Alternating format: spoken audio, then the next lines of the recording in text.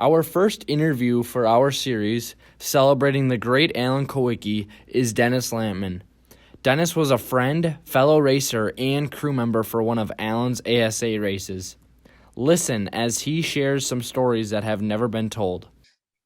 Okay, I got my mouse hat on. I never had an Alan Kulwicki hat. We didn't have them back in the day. I was going to tell you, we had email addresses 40 years ago. We called ourselves Tar Stars. And Alan had to be number one, and I had to be number two because he had to be number one at everything. So very now you know competitive about guy, huh? Oh yeah, he was very competitive. What is your greatest memory of Alan? We had to get an ice cream. So Alan walks up to the ice cream stand and he says, I want 2 scoops. And he holds up 2 fingers like this. I want 2 scoops. And all of a sudden he turns around, he's got 2 ice creams with 2 scoops each. He says, what do you think of this? I says, well, I guess you ordered that right. So that was one of the better stories. And then we kept calling him 2 scoops, and he was really he was worried about his image.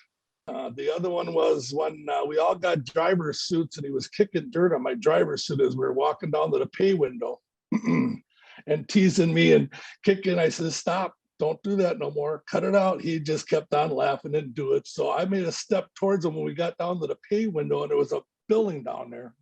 Yeah, where they did a corn roast and stuff, and they did steak sandwiches and stuff, and by the pay window. So he went and ran around the building. I mean, he was a very smart man, paper and pencil wise, but sometimes he just didn't know what his brother was going to do. So he ran around the building, and I went to the other side where he could just run into me because there was not enough space between the building and the stands, and he ran right into me, and I picked him up. And I carried him around to the side and took him to the corn roast. They had a corn roast trough that they were soaking the corn in. And I got him over the top of that thing, and he was heading with his arms and his legs on there, and a bunch of people standing around going, dunk him, dunk him. He says, you won't do it. And then he said something smart to me, and I said, okay, hang on. He went under to come up with corn hair hanging off of his hair and stuff. It really messed up his hairdo. I guess that was one of the funniest things that happened with us, and we were still friends when he got done. I mean, he was mad, then all of a sudden he was back in the shop, or I was over there going, and he never said why. He knew why. Yeah. Yep. He taunted me. And that wasn't the only time I put him in the water. I put him in the water at Tom Hanley's house when they had a party out there, and he was all in leather and boots, and he grabbed hold of my neck, and he wasn't going to let me go. I said, it don't matter. You're going in. And he was mad that day too, but he got over it. Yeah. One more story about Alan, because he didn't have any brothers. Me and Jeff, when we did get him to loosen up one time down in Daytona, and he was talking to some people, because I said, nobody knows you here, and they ain't going to know what you did the year before you got the cup. So we had him drinking a few drinks, and he was talking to some people that didn't even talk English, and he just sat there and talked and talked and talked. Next thing, he's gone. We find him in the broom closet. An hour later, where'd Alan go? Well, he went and fell asleep in the broom closet. We get him back to the room, and Jeff Cordaway was there, and I think the guy that owned the Racers Inn on 56th and Loomis, they were there, and Wally Yankee. And Alan wanted to fight. He always wanted to wrestle. He got a little feisty when he got a couple alcohols in him, so he wanted to wrestle. Let's wrestle, because he didn't have nobody to wrestle with when he was a kid. So. And we didn't want to wrestle with him no more. So we locked up, we got a rollaway bed. We stuck him in there like a hot dog from end to end, and then locked it shut.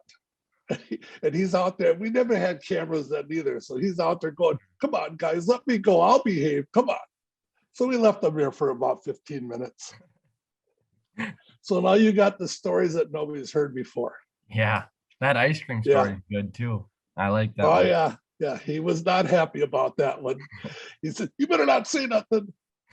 That's those moments are neat. I mean, that's just cool to hear about them. And we were going to the racetrack another time with Steve Zima, because that's who we went down there with.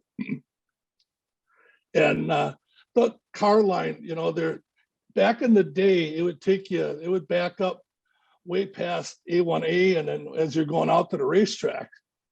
So he says, I'm going to go get an ice cream. Okay. So he walks over, gets ice cream, and he gets about a car away, and the line starts moving. And Steve Zima won't stop. And Alan won't pick up his feet and run either because he wasn't, he just sat there and wouldn't run. We left him on the highway, and the Schoenfeld header guys picked him up, and he's got ice cream all down his hands. He wasn't happy that day either. But that's what friends are for, right? Yeah. Huh. I mean, it's cool. He's such a different guy than a lot of people that I know. You know what I mean? What kind of racer was Alan? Was he more on the aggressive side or laid back side? Well, he was intense. Let's put it that way. I mean, he had a lot of problems, not problems, but racing with Dave Watson. I remember he was there one night at Slinger, and they run into each other, and one of them spun. Tony Strupp was a rival.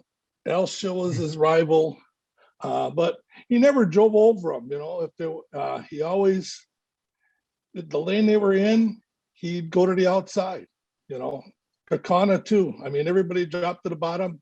You see him sailing across the top, and they'd give the lane open because that's the lane at Kakana. Yeah. So, and I've raced there quite a bit, but Alan was, he never was aggressive because he had to pay for his stuff and he had to work on it and put it back together. I think we broke a water pump and he hit the water and went into the fence and went upside down. He never went upside down in a race in his go-kart days, but I think he flipped twice in his super late model. Okay. So he was aggressive qualifier. Yeah. I don't know what he changed or what he did, but he'd just go out there and hang it out. If it turned, it was great. If it didn't, he put it to parked it against the fence. He did that in a couple of ASA races. So. Huh. That's cool. You kind of led into the next question. Was Alan better on the inside or the outside? Back in the day, we raced. We didn't move people, if they were in that lane, you figured out a way to get around them.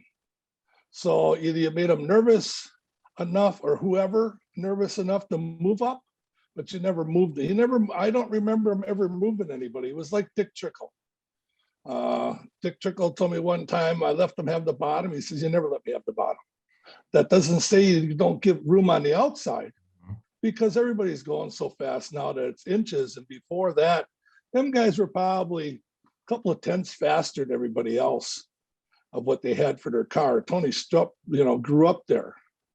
So he'd go around there blindfolded. And Alan went around there pretty fast too and won quite a few features. Did he have any signature moves or? He had coming off of 4 has left because of the tire, but they used to be able to hook the corner off of 4 where the car would wiggle a little bit and then get down on the left rear and just scoot off the bottom. And that was Alan's too. I mean, that's where you could hook it and go. What was it like to be part of Alan's crew? Treacherous. I said the last time I went with him was that I-70 and he had a valve cover leak in, and I took the valve cover off without him being there. Well, he just ran me up and down the pole, and having at it. And I'm going, I thought I was doing the best I could, I had to find out what was wrong. You had the bolts loose. And that was the last time I ever went racing with him. My brother stayed with him for quite a few years because, I had other things. I had a job, had a family. Yeah. I guess when he left for North Carolina, he wanted what I wanted and I wanted what he wanted. But I had a family first before he did. So, sure. And that's I don't know what would have happened if he'd had kids and stuff and where he'd have been in racing. Yeah. When you helped him, did you have a certain task or? You did it all, if it was nuts, bolts, whatever, if you changed tires. And I think we only had 4 guys when we went down to I-70 in that 400 lap race and finished 4th. And it was some old guy that used to work for Joey Chitwood, driving guy out of Chicago. And you just picked up people on the way, who did the gas, tire changing. Yeah. No job. You had it all. That's crazy. So, and then he checked it all, I guess is when he designed the alignment rig for Indy cars and stuff. We still got the same measurements and everything on the tow bar that he told us, here's what you got to have. And we used to scribe the tires to check the toe, because that's the most accurate way to do it, because the tire sidewall runs out so much in the low air pressure and stuff. So that's the way he did it. He'd get out a block of wood and a spray can and spray the tire, put a line on it, and put a tow bar up to it. Wow. So that's how perfectionist he was, you know. Yeah. He left nothing to chance. Yeah. Yeah. Huh. So he made all the calls. I mean, everything on his race car was all about him. Yep. He made the adjustments. He didn't think people could count. Really? Oh yeah. You can see some of them pictures. That just wasn't a photo op. He was doing it. He was the first one to build a set of mufflers on a piece of flex tube, because all the cars were open exhaust and cup. He only had so many motors, 2, 3, and they were changing them up all the time. So he used to put the mufflers on his car when they backed it out of the garage, so he could hear the motor run, so he could hear if there's something wrong with it. Wow. The rest of them just grab another motor and put it in. You know, we're done hot lapping and qualifying. Here, we're going to do this. That isn't the way it went with Alan. And I heard he made a pretty good deal with Goodyear. I mean, when he got done, you know, because they paid a champion for stuff and then they used the product and whatever. And one of the guys said he wasn't shy when he finally made it, because he knew, you know, he was good friends with the other guy that owned Chip Canassi's and teammate down there that had the Meliolo cars and stuff. I can't remember his name, but he was good friends with him. And Alan, you know, he was always chasing who said that. If somebody said something, you told him, you better be able to back it up, or he's going to go find out who said it or why'd they say it. And he took a chance. Yeah. You know, he took a chance. Yeah. He went to church every Saturday or Sunday morning whenever he was available. You know, he believed in God. Yep. And that's how he didn't force that on you. Just that he read a lot of self-help books, how to be number one, when to be number one, how to stay number one, you know, because his mind was as strong as his attitude, you know. Yeah. And his being. So, yeah. But he kept it to himself. Were you friends with Alan or just a crew chief or a crew member? Well, as I said, I was only a crew with him one race, and my brother was actually with him, being a crew guy and making sure when they ran 2 cars at the Milwaukee Mile and somebody wanted some tires balanced, there was another guy there called Floyd Brown, and he did a lot of stuff with Wadey Harris. And Alan said the tires vibrate, and he told Jimmy, get them tires balanced. And Floyd said, why? And Jimmy said, don't ask him why, just get it done. I mean, he had to touch everything. If you touched it, he had to go back and touch it again. He wrecked that Michigan with Jeff Cordaway and Jimmy, put the car back together when he was at the hospital because he chipped the tooth and whatever, and was apologizing for what he did. And Jimmy says, yeah, just get in it and drive it. You know, we know you can do it. So sometimes you had to talk him into some stuff, you know, that maybe he made a mistake or he just drove in too hard or got into something and would wreck. And he was always apologizing that to the people that were around him that worked that hard. And I guess when he decided to go ASA racing is when everybody up in central Wisconsin came along with this 9-to-1. Instead of just turning your 355 into 9-to-1s, they all went to 400s because they were worried about the speed. They were going to lose speed. That's when he decided not to participate in short track racing no more and went on to ASA. And we talked about it. We went to the meetings up in Kaukauna together. And then he also talked to me about how do you want to know how crews are? He says, how do you get all these guys to help you?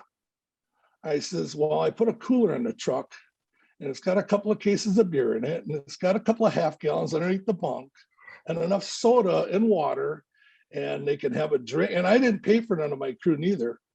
And they could have a drink after the race and we'll have some fun and I'll thank them on the way out. Well, I ain't got time to go get beer and soda and water. I says, why don't you send one of the crew guys to get it? And I'm telling you, this is an actual story. He says, they got to be working on a race car. I says, okay. There was no argument about it. It was just the way he was. That's cool.